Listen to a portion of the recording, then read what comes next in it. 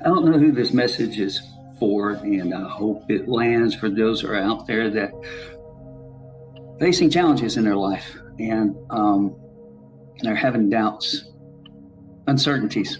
I'll use that word. They're crawling up in their mind, in their being, in their soul.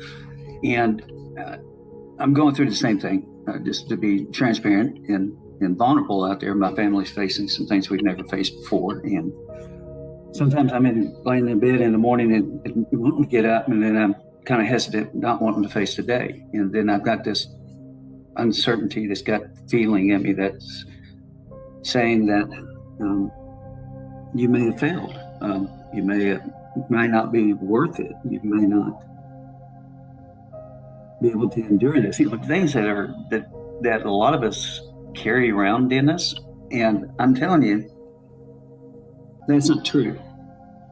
Those are the things that are being said to you either because you accepted it as the truth and it's not. You're being told that, a lie, and that's what Satan loves to do in vulnerable situations, is to take you off track, make you feel unworthy, and it's just not. So when I'm feeling that, and I'm journaling that over the past several weeks, I'm getting this feeling because I don't want to get up in the mornings, and it's just like, I really don't want to deal with this. I'm tired. I'm done with it. And that's in a space to where we're getting into scarcity. We're getting into lack. We're getting into mistrust, and that's a bad spot. I've been there for a long, long time. It nearly cost my life. So I get to say, I'm going to trap that thought. All right, that is not true. I'm going to challenge that thought. It is not right. It is not me. Because here's what I do know. Psalms 139:14 definitely says, I praise you because I am fearfully and wonderfully made. That means you are fearfully and wonderfully made because God's works are wonderful. And I know that. And you should know that.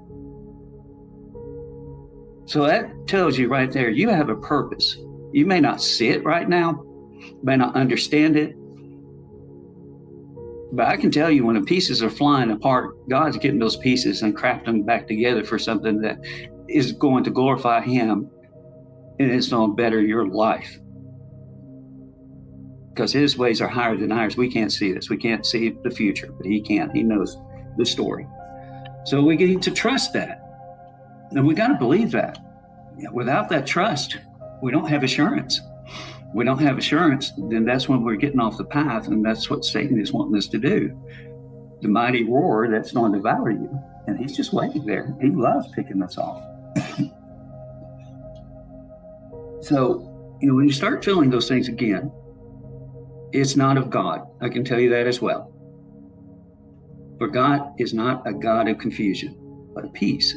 If you're not at peace, then we need to go look and see what's underneath that's causing us not to be at peace. Well, and to be honest with you, if I'm not at peace, I'm not trusting God. And that's just as simple as that. My belief is faltered, and I need to get back on track.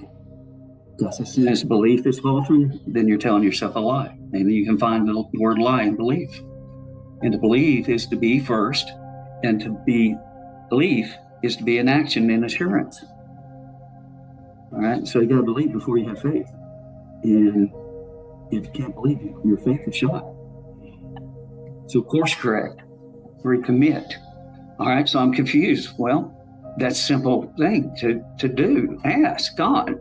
James 1:5 says, if any of you lacks wisdom, you should ask God, who gives you generously to all without finding fault. That means He's not going to judge you.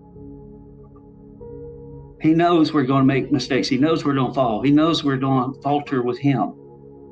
But He's not going to fault you for it. Ask Him, and it will be given to you. I further that in Jeremiah 33:3. Call to me, and I will answer you and tell you great and unsearchable things you do not know. We know very little, folks. We may think we know a lot, but we don't. Now, if we think we know a lot of things, we're prideful.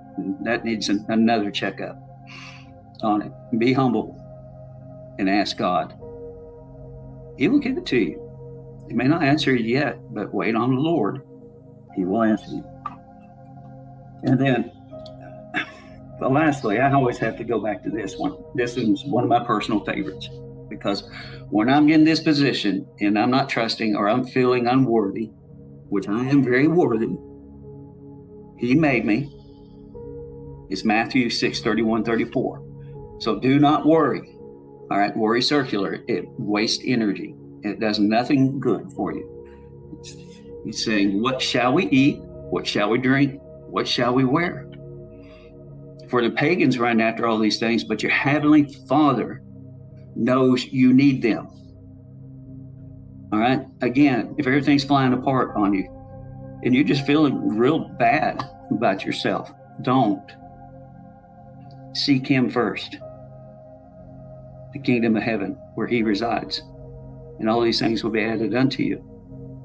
And that's the truth. So I wanted to share that. I hope it helps. I hope it blesses somebody that's hurting out there. I feel you. You know, we're humans. We don't like uncertainty. We like safety. You know, I like to stretch and get on the skinny branches out there on the bleeding edge a lot, but I'm human too. And I hurt. And I have sometimes doubts about what's going on. And then I wonder, you know, could I have done something better? But you know what? Yesterday's yesterday. Leave it there. It's over. There's nothing to be done about it. Today is today. What are you going to do with it today? Where are you going to be today? And what's going to be in your vision today to create something that's going to matter for your future? That's where you need to be. All right. And so do I. I love you. I hope this lands and I hope it helps. Leave a comment. I'll pray over you. All right. God bless.